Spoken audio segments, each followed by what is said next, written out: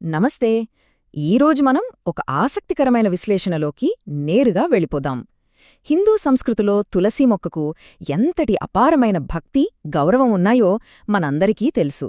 ప్రతి ఇంట్లోనూ ఉండే ఒక చిన్న మొక్కను దైవ సమానంగా ఎలా కొలుస్తారో తెలుసుకోవడం నిజంగా అద్భుతంగా ఉంటుంది కదూ.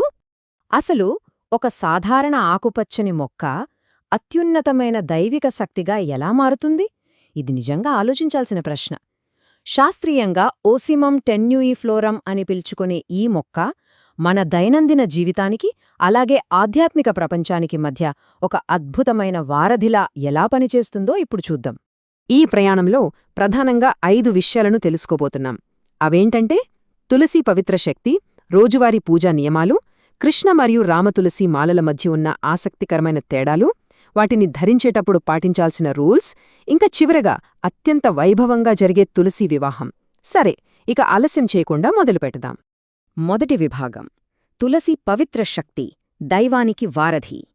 అసలు ఒక భౌతికమైన మొక్క సాక్షాత్తు దైవీక శక్తికి ప్రతిరూపంగా, వైకుంఠానికి దారి చూపే వారధిగా ఎలా మారిందో ఇప్పుడు చూద్దాం.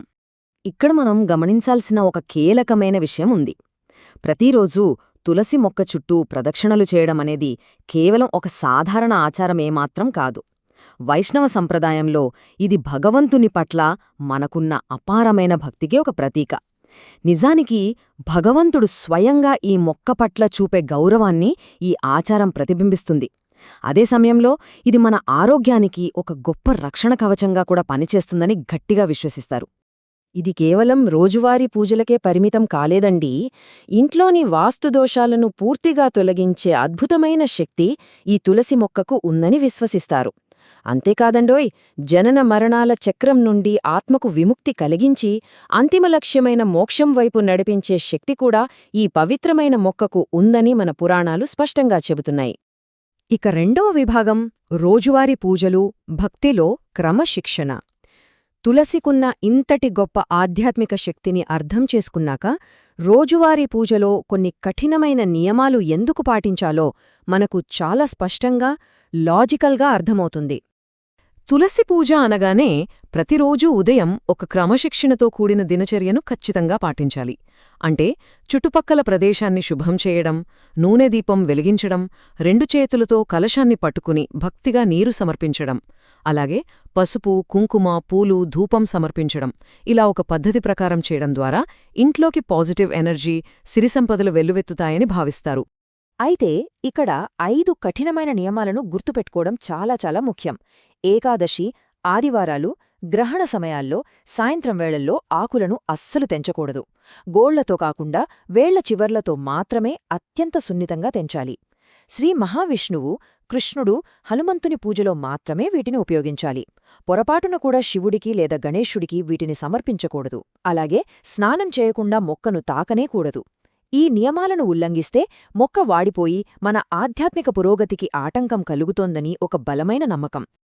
మహాప్రసాద జనని అంటూ మొదలయ్యే ఈ పవిత్ర మంత్రాన్ని ఉదయం, సాయంత్రం పూజా సమయంలో పఠించడం ఎంతో అందమైన, విశేషమైన ఆచారం.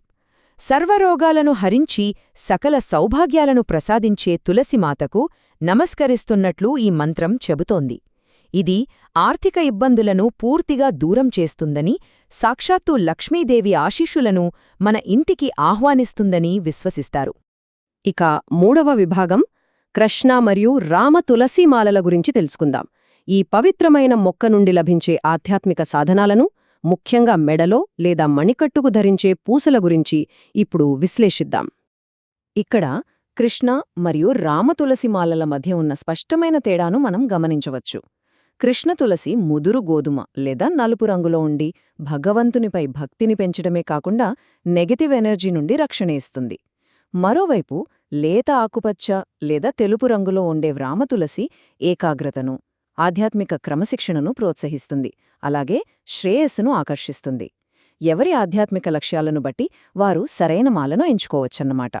ఈ 2 రకాల ప్రామాణికమైన చెక్కమాలలకు వేర్వేరు శక్తి ప్రకంపనలు, ఖచ్చితమైన ఆరోగ్య ప్రయోజనాలు ఉన్నాయి. ఈ బ్రేకప్ చూస్తే మీకు అర్థమవుతుంది. కృష్ణతులసి మానసిక ఒత్తిడిని తగ్గించి ఎనర్జీ బ్యాలెన్స్ ఇస్తే, రామతులసి రోగనిరోధక శక్తిని పెంచి పాజిటివ్ ఆలోచనలను, ఫోకస్ను ఇస్తుంది. 4వ విభాగం మాల ధారణకు ఉన్న నియమాలు, పవిత్రతకు నిబద్ధత. ఇక్కడ మనం అర్థం చేసుకోవాల్సిన అస్సలు విషయమేమిటంటే, ఈ పూసలను ధరించడం అనేది కేవలం ఒక ఫ్యాషన్ కాదు. ఇదొక స్వచ్ఛమైన, అత్యంత క్రమశిక్షణతో కూడిన జీవనశైలికి నాంది పలకడం. మరి ఆ నియమాలు ఏమిటంటే, మాలను ధరించేవారు మాంసాహారం, మద్యం పూర్తిగా మానేయాలి. బద్ధకాన్నిచ్చే తామసికాహారానికి దూరంగా ఉండాలి. ఎప్పుడూ నిజమే మాట్లాడాలి, అబద్ధాలు ఆడకూడదు, ఇతరులను దూషించకూడదు. నిరంతరం భగవంతుని నామాన్ని మనసులో స్మరిస్తూ ఉండాలి.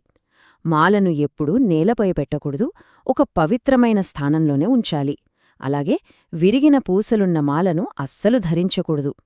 ఈ కఠినమైన రూల్స్కు కట్టుబడి ఉండడం ద్వారానే ఆ మాల ఒక స్వచ్ఛమైన ఆధ్యాత్మిక సాధనంగా పనిచేస్తుంది. ఇక్కడో ఆసక్తికరమైన విషయం ఉందండి.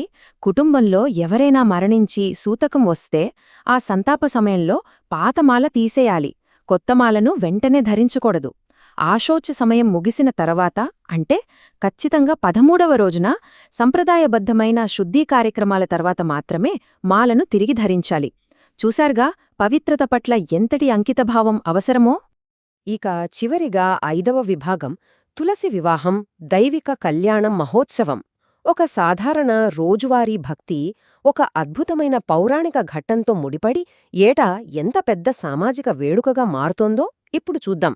పురాణాల ప్రకారం ఈ టైంలైన్ను ఒక్కసారి గమనిస్తే, ఆషాఢ దేవశయని ఏకాదశి రోజున శ్రీ మహావిష్ణువు 4 నెలల పాటు యోగనిద్రలోకి వెళ్తాడు. ఆ తరువాత పవిత్రమైన కార్తీక మాసంలో దేవుత్థని ఏకాదశి నాడు ఆయన ఆ నిద్ర నుండి మేలుకొంటాడు. ఆ మరుసటి రోజు, అంటే కార్తీక శుక్ల ద్వాదశి నాడు, తులసి మొక్కకు విష్ణువు ప్రతిరూపమైన శాలిగ్రామానికి అత్యంత వైభవంగా వివాహం జరిపిస్తారు. ఈ పండుగ తెచ్చే ఆ స్వచ్ఛమైన ఆనందాన్ని, సందడిని చూస్తే నిజంగా ముచ్చటేస్తుందండి. తులసీకోట చుట్టూ చెరకుగడలతో అందమైన పందిరివేసి మామిడి ఆకులతో తోరణాలు కడతారు. మొక్కను ఎరుపురంగు వస్త్రాలు, రంగురంగుల పూలతో అచ్చమొక పెళ్లికూతురులా ముస్తాబు చేస్తారు. మట్టి ప్రమిదలతో మొక్క చుట్టూ, ఇంటి చుట్టూ దీపాలు వెలిగిస్తారు. కొన్ని ప్రాంతాల్లో బాణాసంచా కూడా కాల్చి చాలా గ్రాండ్గా ఈ పండుగను జరుపుకుంటారు. ఇంట్లో ఉండే ఒక మొక్క దేదీప్యమానమైన పెళ్లికూతురుగా మారడం నిజంగా అద్భుతం కదూ? ఈ విశ్లేషణను ముగించే ముందు మనం ఆలోచించాల్సిన ఒక ముఖ్యమైన విషయం ఉంది. పురాతన కాలం నుండి వస్తున్న ఈ తులసి పూజా విధానాల్లో ఉన్న కఠినమైన క్రమశిక్షణను, ఆ అపారమైన భక్తిని మన ఆధునిక దైనందిన జీవితంలో ఏకాగ్రత, ప్రశాంతత కోసం ఎలా అలవర్చుకోవచ్చు? ఈ పద్ధతులలో కనీసం ఒక చిన్న భాగాన్నే మనం పాటించినా సరే, మన ఆలోచనా విధానంలో, రోజువారీ జీవితంలో ఎంతటి సానుకూల మార్పు వస్తుందో, మనం మానసికంగా ఎంత బలంగా మారతామో ఒక్కసారి ఊహించండి. ఈ అద్భుతమైన ఆలోచనతో ఇవాల్టి విశ్లేషణను ముగిద్దాం. మళ్ళీ మరొక ఆసక్తికరమైన అంశంతో కలుద్దాం.